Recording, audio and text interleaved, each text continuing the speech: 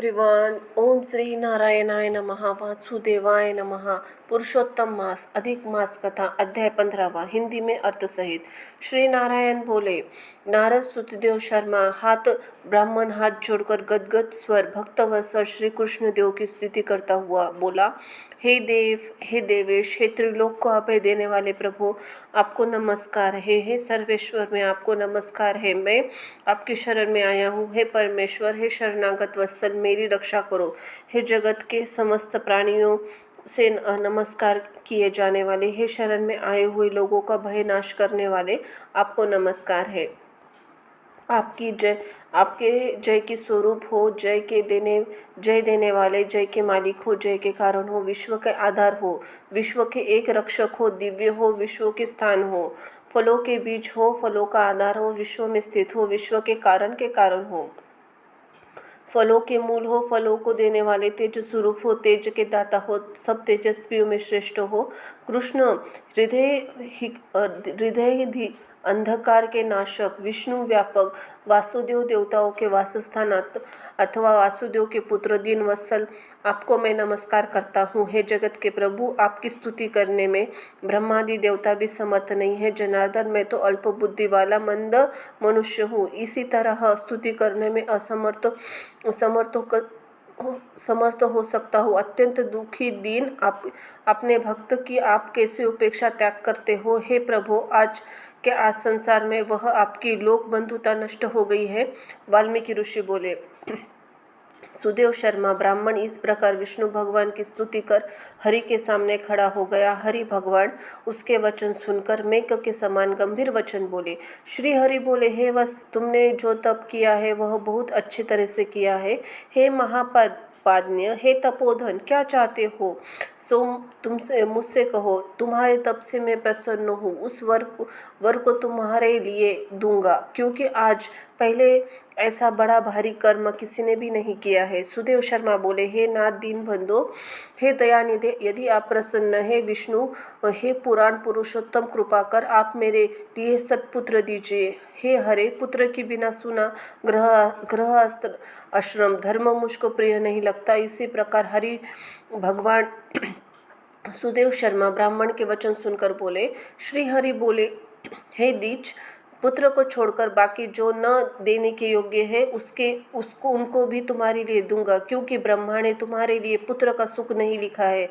मैंने तुम्हारे भाल देश में होने वाले समस्त अक्षरों को देखा, उनमें 7 जन्म तक तुम्हारे पुत्रों को सुख नहीं है।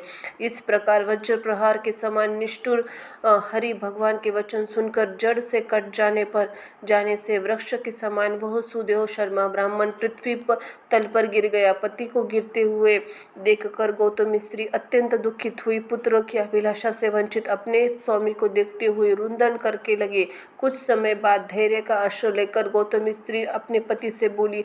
गौतमी बोली, हे नाथ, उठिए उठिए, क्या मेरे वचन आपको स्मरण नहीं है? ब्रह्मा ने भाल देश में जो सुख दुख लिखा है वही मिलता है। रमानाथ क्या करेंगे? मनुष्य अपने लिए कर्म भोगता है। अभागे पुरुष का उद्योग मरण सन्य पुरुष का औषध देने को समान निष्फल हो जाता है। जिसका भाग्य प्रतिकूल उल्टा है उसका क्या सब उद्योग व्यर्थ होता है। समस्त वेदों में यज्ञ, दान, तप, सत्य, व्रत यदि अपेक्षा हरि भगवान का सेवन श्रेष्ठ कहा है, परंतु उससे भी भाग्य बल श्रेष्ठ है। इसीलिए हे भूसर, सर्वत्र विश्वास से हटा कर उठिए। शीघ्र ही देव का आश्रय लीजिए। इसमें हरि का क्या काम है? इस प्रकार गौतमी अत्यंत शोक से युक्त सुनकर कांपते हुए गरुड़ जी भगवान विष्णु से बोले। गरुड़ जी बोले, हे हरे, शोक समुद्र डूबी हुई ब्राह्मणी उसी तरह नेत्र गिरते हुए अश्रुधारा व्याकुल ब्राह्मण को देखकर दीन बंधो दया संदेश, हे भक्तों के लिए अभय देने वाले प्रभु को भक्तों दुख को नहीं सहने तो वो वाले आपकी आज वह दया कहाँ चली गई? अहो, आप वेद ब्राह्मण की रक्षा करने वाले साक्षात विष्णु हो। इस समय आपका धर्म कहाँ गया? अपने भक्त को देने वाले 4 प्रकार की मुक्ति हाथ में स्थित कहाँ है? अहो, फिर भी आपने उत्तम भक्ति छोड़कर चतुर्वेद मुक्ति की इच्छा नहीं करते और उसके सामने 8 सिद्धियाँ दासी समान स्थित रहती है। आपके आराधन का महात्म्य सब जगह सुना है। तब इस ब्राह्मण के पुत्र की इच्छा आज पूर्ण करने में क्या परिश्रम है? हाथी दान करने वाले पुरुष को अंकुश दान देने में क्या परिश्रम है? आज से आपके कोई भी चरण कमलों की सेवा नहीं करेगा। जो पुरुष में भाग्य होता है वही निश्चय रूप से प्राप्त होता है। इस बात की प्रथा आज संसार में चल पड़ी। आपकी भक्ति रसातल को चली गई, अर्थात लुप्त हो गई। हे नाथ, आप करने में तथा न करने में स्वतंत्र है।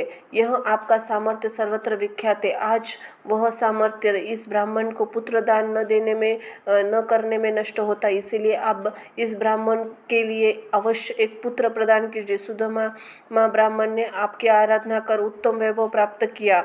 आपकी कृपा से सांदीपनी गुरु ने मूर्त पुत्र को प्राप्त किया। इस कारण पुत्र की लालसा करने वाले ये दोनों स्त्री पुरुष आपके शरण में आए हैं। श्री नारायण बोले। इस प्रकार विष्णु भगवान के अमृत के समान गरुड़ के वचन सुनकर गरुड़ जी बोले, हे पक्षीवर,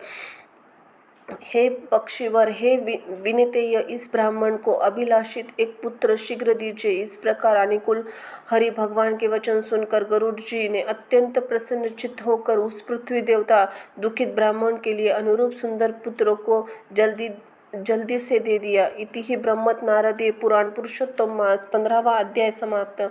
श्री हरि नारायणाय नमो नमः। वासुदेवाय नमः। धन्यवाद।